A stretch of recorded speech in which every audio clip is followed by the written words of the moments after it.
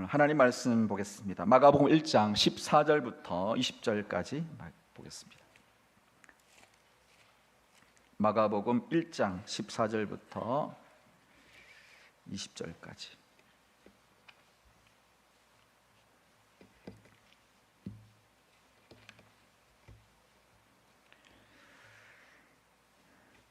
한 절씩 교독하시고 20절은 같이 보도록 하겠습니다. 14절입니다. 요한이 잡힌 후 예수께서 갈릴리에 오셔서 하나님의 복음을 전파하여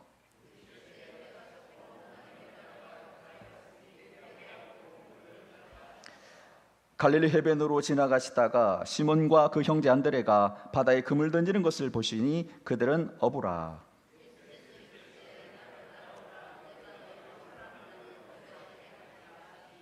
곧 그물을 버려두고 따르니라.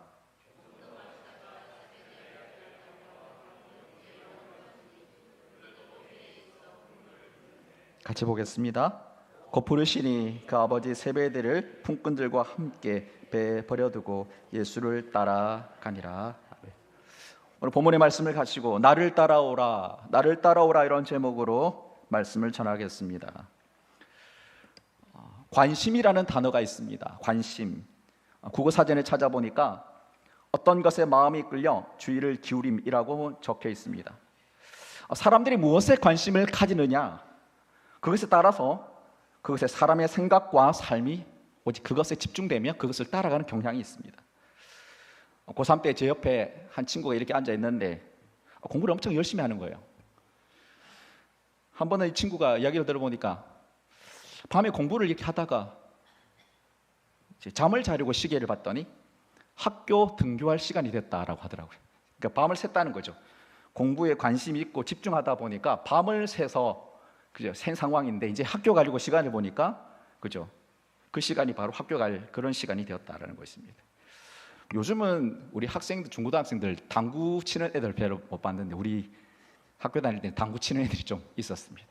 그래서 한번 선생님이 야, 너 그 당구 관심 있는 친구들 수업 시간에 칠판 당구대로 보이지 이러시더라고. 그러면서 사람의 머리는 당구공으로 보인다 이런 이야기를 하더라고. 관심이 당구에 있다 보니까 수업 시간에 공부를 가리키는 그 도구조차도 그죠? 칠판이 당구대와 사람의 머리가 당구공으로 보인다. 사람의 관심이라는 것이 얼마나 이렇게 마음을 빼들어가는가라는 것입니다. 믿음의 사람은 영적인 것에 관심을 가져야 합니다.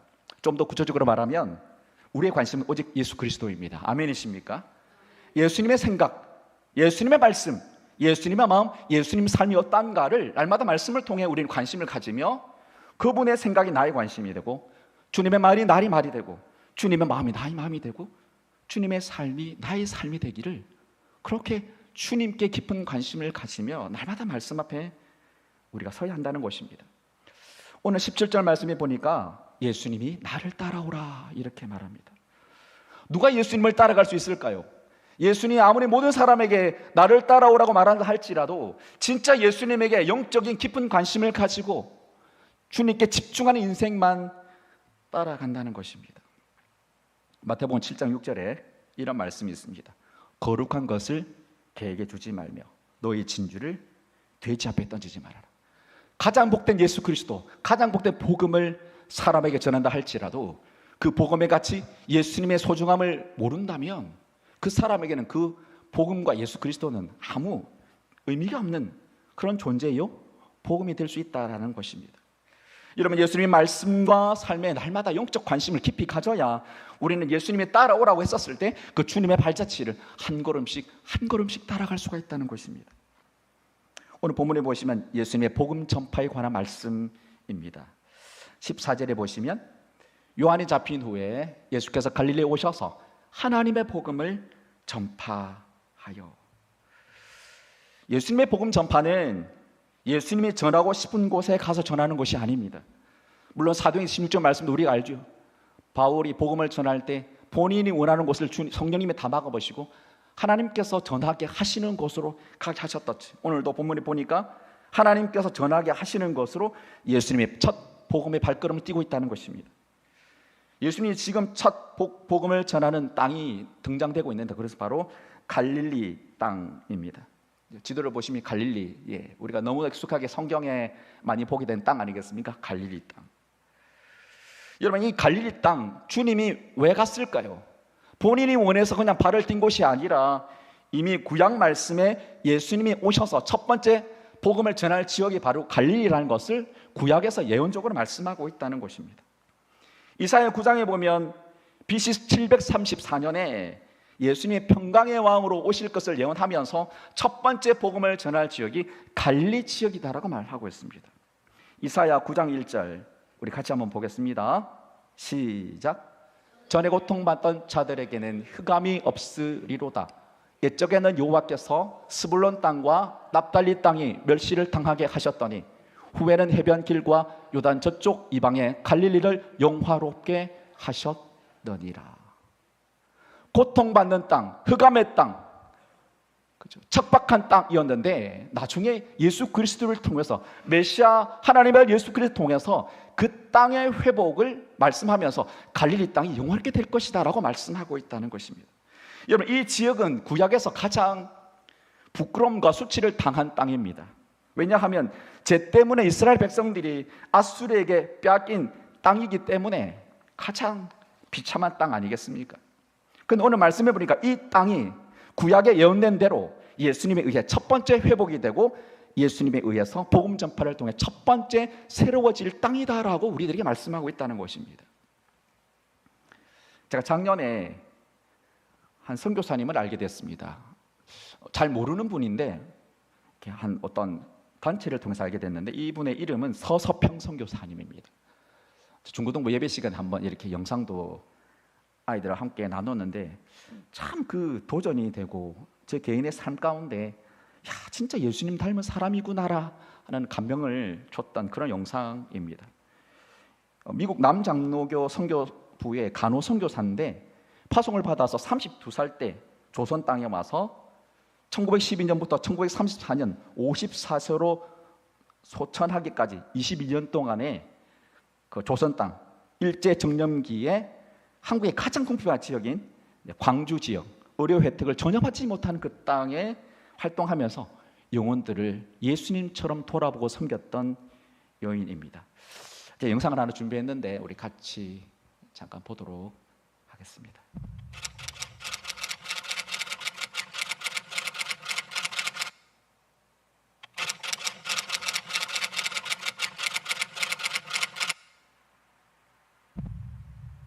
어머니, 어머니.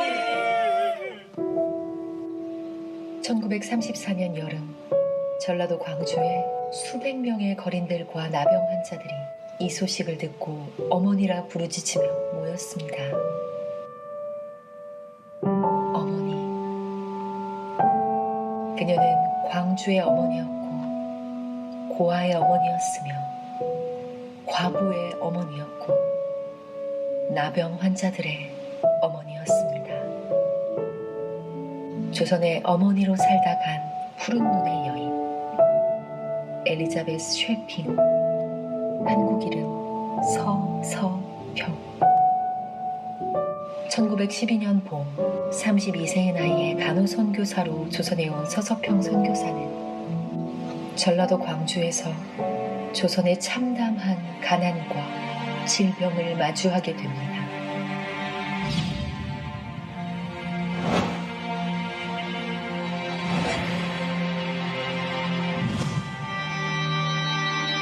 그렇게 서서평 선교사는 조선의 고통까지 끌어안고 조선인으로 살기로 결심합니다.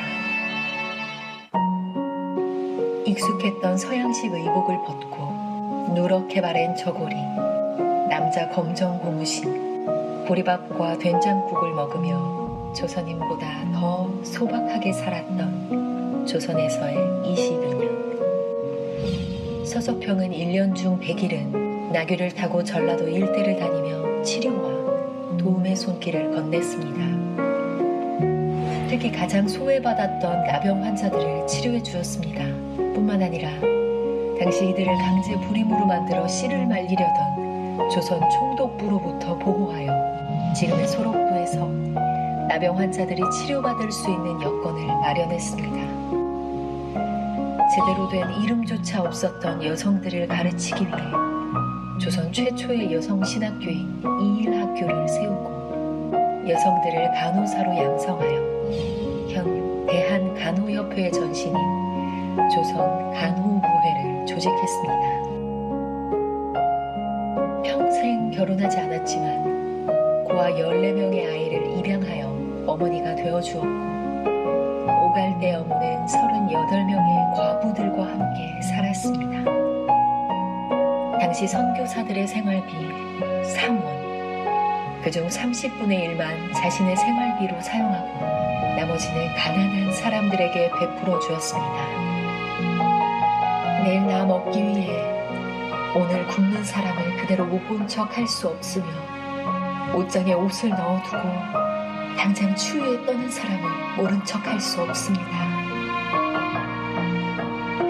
그렇게 조선인들에게 다 나눠주었던 서서평은 52세의 젊은 나이에 죽게 되는데 정작 그녀의 사인은 과로와 영양실조, 그리고 그녀가 전 재산으로 남긴 것은 거린에게 나눠주고 남은 나무 한 조각, 동전 7점, 강냉이 가루 2호, 그리고 심지어 그녀의 시신까지도 조선의 의료 발전을 위해 연구용으로 기증합니다. 조선 사람들에게 모든 것을 주고 떠나간 그녀의 침상 머리맡에 한마디의 글귀가 적혀 있었는데, 성공이 아니라 섬김이다. 서서평 부인은 다시 살아난 예수님이었습니다. 그녀는 자신의 온 생을 다 바쳐 예수님이 원하시고 기뻐하시는 뜻이 무엇인지 우리에게 보여주었습니다.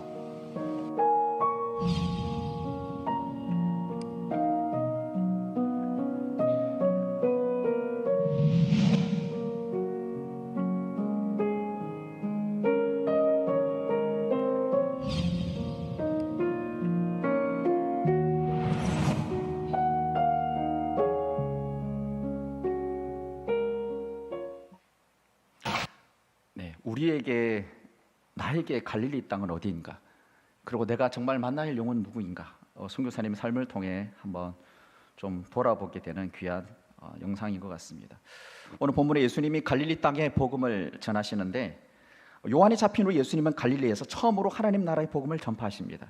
오늘 본문에 전파하다라는 단어를 보니까, 헬라어 원어에 보니까 크게 외치는 것을 말합니다. 공개적인 자리에서 생명의 복음을 선포하는 것입니다.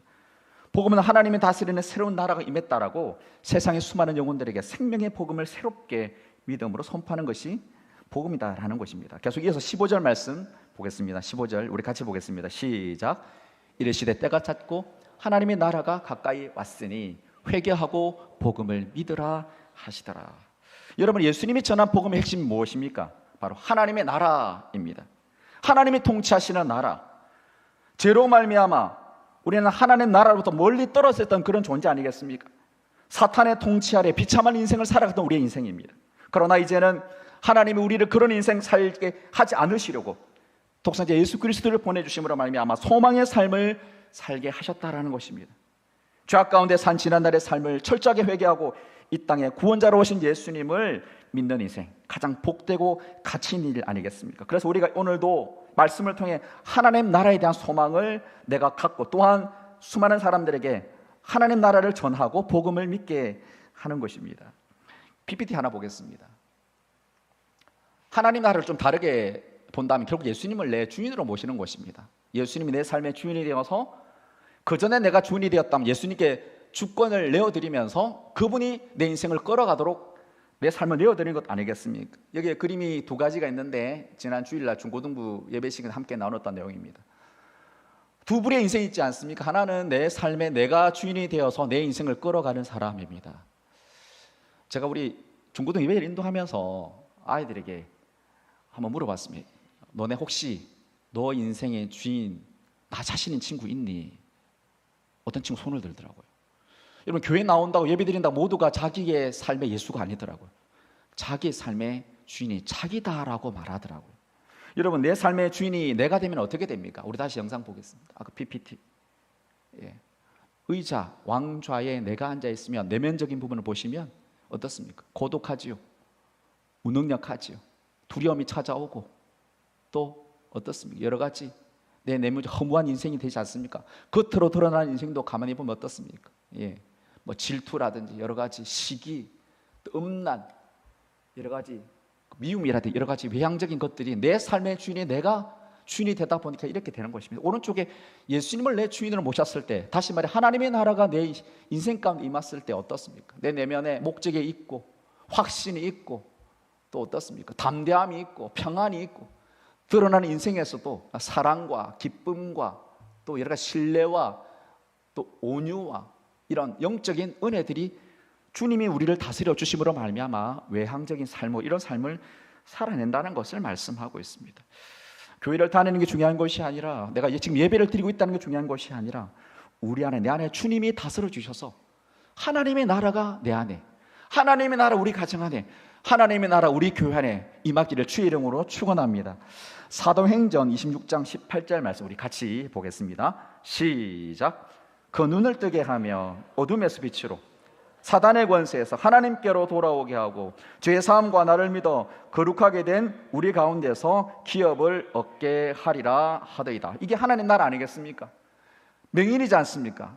육의 눈에 가려가지고 영적인 것을 전혀 보지 못하는 인생들, 천국이 뭔지, 십자가가 뭔지, 죽음 위에 어떤 세계에 있는지, 예수님의 보혈이 어떤 건지, 갈보리 언덕의 은혜가 어떤지를 전혀 모르는 영혼들의 눈을 뜨게 해서 그 영혼을 어둠 가운데 빛으로, 사단의 권세, 사단의 자녀로 살아가는 인생을 하나님께 돌아와 하나님의 자녀로 살게 하고, 뿐만 아니라 죄 사함과 예수 그리스도를 믿어서 거룩하게 된 무리 가운데 살게 하는 것, 그 기업을 얻게 하는 것이 믿는 자들에게, 또 믿지 않는 자들에게 최고의 축복이요 최고의 유산이 될 수 있다는 것을 말하고 있다는 것입니다. 계속 이어지는 말씀에 보니까 예수님이 처음 제자들을 부르는 장면을 말씀하고 있습니다. 네 사람이 나오죠. 시몬, 안드레, 야고보, 요한, 네 사람이 나옵니다. 갈릴리 해변으로 지나가는 예수님은 시몬과 안드레가 바다에 그물을 던지는 것을 보시고 그들을 사람을 낚는 어부로 불러주셨습니다. 16절입니다. 갈릴리 해변으로 지나가시다가 시몬과 그 형제 안드레가 바다에 그물 던지는 것을 보시니 그들은 어부라. 여러분, 예수님이 사람을 선택했을 때 기준이 무엇입니까? 우리들처럼 지위가 높거나 뛰어나거나 당장 지금 사역을 하면 이 사람 잘하면 되겠다라는 그런 생각을 가지고 없는 것이 아닙니다. 시골 사람들, 별 볼일 없는 사람들, 가진 것이 없는 자들을 주님이 선택하셔서 훈련시키시고 하나님 복음의 사람을 만들어 가셨습니다. 자, 이 예수님의 부르심 앞에 우리가 주목해야 될 게 뭡니까? 즉각 순종입니다. 즉각 순종하고 예수님을 따라가는 시골 농촌에, 시골에 있는 사람들의 모습이라는 것입니다. 여러분, 사실은 이 베드로가 예수님을 즉각적으로 따라갈 상황이 아닙니다. 왜냐하면 베드로가 한 가정의 가장이고 또한 장모님이 유독한 사당이다 보니까 여러 상황을 고려한다면 즉시 주님을 따라갈 수 없습니다. 그럼에도 불구하고 그 상황을 다 내려놓고 주님이 따라오라고 하셨을 때 바로 순종하는 베드로의 모습을 우리가 보지 않습니까? 고대 예수님이 야고보와 형제 요한을 부르시고 그들도 역시 조금 더 주저하지 않고 바로 예수님을 따라 나섭니다. 19절 20절 우리 같이 보겠습니다. 시작. 조금 더 가시다가 세베대 아들 야고보와 그 형제 요한을 보시니 그들도 배에 있어 그물을 깁는데 20절 곧 부르시니 그 아버지 세베대를 품꾼들과 함께 배에 버려두고 예수를 따라가니라. 20절을 보니까 곧 부르시니 곧 예수님을 따라가는 야고보의 요한의 모습을 보게 됩니다. 여러분, 야고보 요한도 사실은 쉽게 예수님을 따라갈 수 있는 상황이 아닙니다. 왜냐하면 아버지가 선주, 배의 주인이었기 때문에 그죠? 자기가 가질 수 있는 유산이 되지 않겠습니까? 배라는 것도 또 인부도 자탁이 것이 될 건데 그걸 다 포기하고 결단하면서 예수님을 주저하지 않고 따라가는 그 순종이야말로 복음의 사람으로 준비된 사람의 모습이라는 것입니다. 우리가 믿음 중요하지요. 예수님이 칭찬받는 것도 믿음이요, 구중 듣는 것도 믿음인데 그 중에 가장 큰 믿음이 무엇입니까? 오늘 본문의 제자들처럼 예수님 말씀했었을 때 바로 이것저것 따지지 않고 바로 순종하는 그 믿음, 그 즉각 순종의 믿음이 주님 보시기 가장 귀하다라는 것입니다. 바로 이 사람을 통해서 하나님의 나라를 주님이 이루어 가신다라는 것입니다. 마지막 우리 17절 우리 같이 보도록 하겠습니다. 17절 시작. 예수께서 이르시되 나를 따라오라. 내가 너희로 사람을 낚는 어부가 되게 하리라 하시니. 오늘 세상의 대부분의 사람들이 세상을 낚는 어부로 살아가고 있습니다. 세상의 재물을 낚으려고 합니다. 그래서 어떻습니까? 주식을 해도 밤새도록 눈이 빨갛게 충혈되도록 날밤을 새서라도 세상의 것을 낚으려고 하지. 명예를 낚으려고 하고 권력을 낚는 어부가 되려고 합니다. 하지만 예수님이 처음 부른 제자들, 세상을 낚는 자가 아니라 오직 영혼의 소중함과 가치를 알고 한 영혼을 얻기 위해 자신을 헌신하는 사람 낚는 어부로 주님 앞에 부르심을 받았다라는 것입니다. 오늘도 나의 삶은 영혼을 낚는 어부인가 아니면 세상을 낚는 어부인가를 오늘도 말씀 앞에 나를 돌아보는 시간이 되기를 소망합니다. 말씀을 정리하겠습니다. 첫 번째, 예수님이 전하신 복음의 핵심은 하나님 나라입니다. 교회에 나오는 게 그냥 교회 왔다 갔다 하는 게 중요한 것이 아니라 내 안에 하나님이 다스려주고 통치해 주셔서 하나님의 나라 내 안에, 우리 가정 안에, 교회에 임하는 것이 복음의 핵심입니다. 두 번째, 같이 한번 읽어볼까요? 시작. 부르심에 즉각 순종한 제자들입니다. 여러분, 관심이 있어야 됩니다. 세상에 관심이 아닌 영적인 것에 관심이 있었을 때 주님의 부르심 앞에 즉각 순종하게 될 것이고, 그 순종을 통해서 하나님 놀랍게 이 땅을 하나님의 나라로 만들어 가신다는 것입니다. 세 번째, 같이 한번 읽어봅시다. 시작. 영혼을 낚는 어부입니까? 세상을 낚는 어부입니까? 결국 예배라는 것은 세상에 뺏겼던 내 마음을 다시 영적인 영혼으로 돌리는 시간이 예배 시간입니다. 세상을 낚는 어리석은 자가 아니라 오늘도 주님의 가장 기뻐하는 생명사역, 영혼을 살리는 어부가 되어서 하나님께 기쁨과 영광이 되는 우리 모두가 될 수 있기를 주님의 이름으로 축원합니다.